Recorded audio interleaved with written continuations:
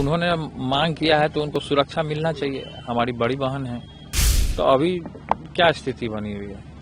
सुरक्षित कहाँ है? हम ही खुद सुरक्षित नहीं हैं, तो हम तो खड़े ही हैं अपनी बहन के साथ।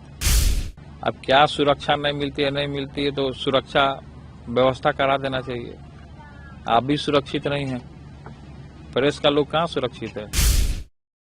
सदस्यता अभियान हम लोगों ने लक्ष्य है कि पूरे देश में हम लोगों को सदस्य बनाना है और लोग पार्टी से जुड़ रहे हैं, संगठन से जुड़ रहे हैं, हर एक राज्यों में उसको फैलाना है। राष्ट्रीय स्तर का पार्टी हम लोगों को बनाना है, तो उस पर हम लोग का अभियान बिहार में हम लोग आज पटना से प्राथमिक सदस्यता आज हमने खुद ग्रहण किया है, जनशक्ति जनता दल का, और हमारे पदाधिकारी गण भी लोग सभी लोग को सदस्य मैंने बनाने का काम किया है।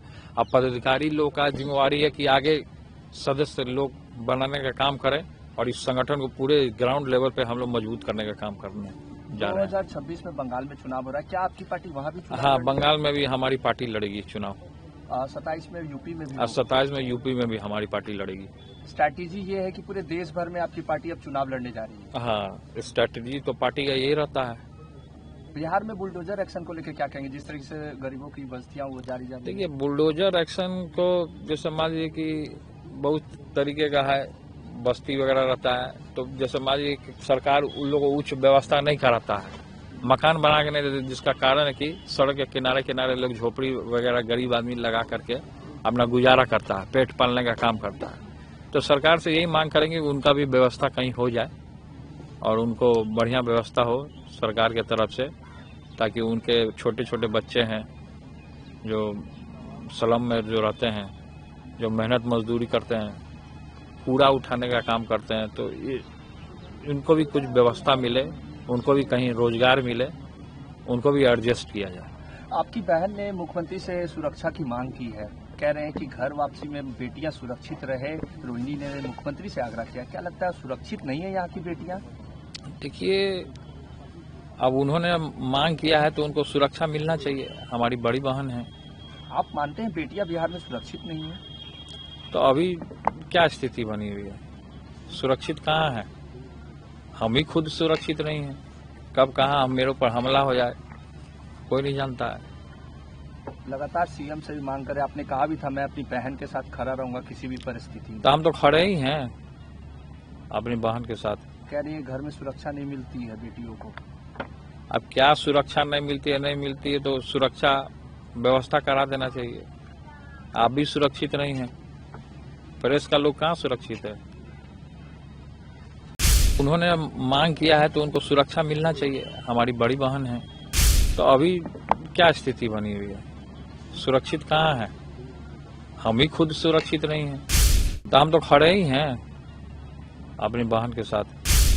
अब क्या सुरक्षा नहीं मिलती है तो सुरक्षा व्यवस्था करा देना चाहिए। आप भी सुरक्षित नहीं हैं, प्रेस का लोग कहाँ सुरक्षित है?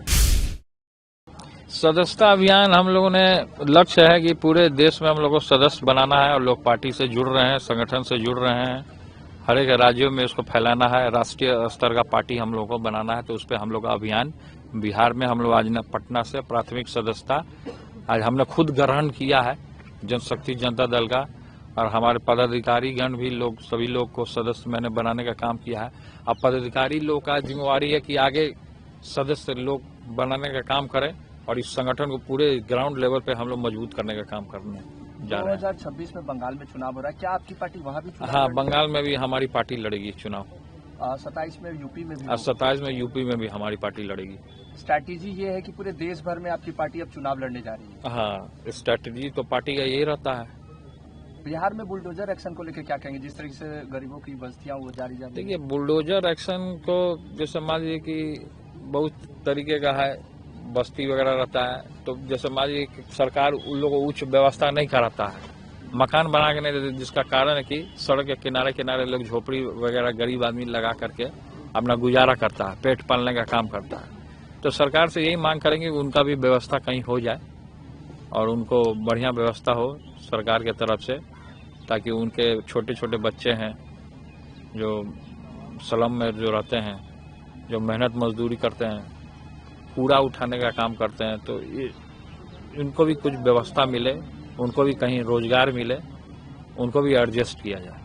आपकी बहन ने मुख्यमंत्री से सुरक्षा की मांग की है, कह रहे हैं कि घर वापसी में बेटियां सुरक्षित रहे। रोहिणी ने मुख्यमंत्री से आग्रह किया, क्या लगता है सुरक्षित नहीं है यहाँ की बेटियां?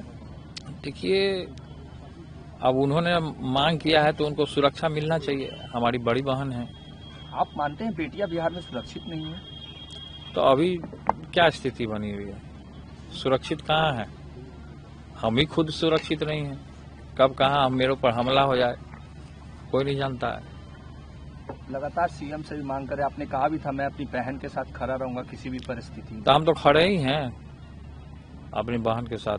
कह रही है घर में सुरक्षा नहीं मिलती है बेटियों को।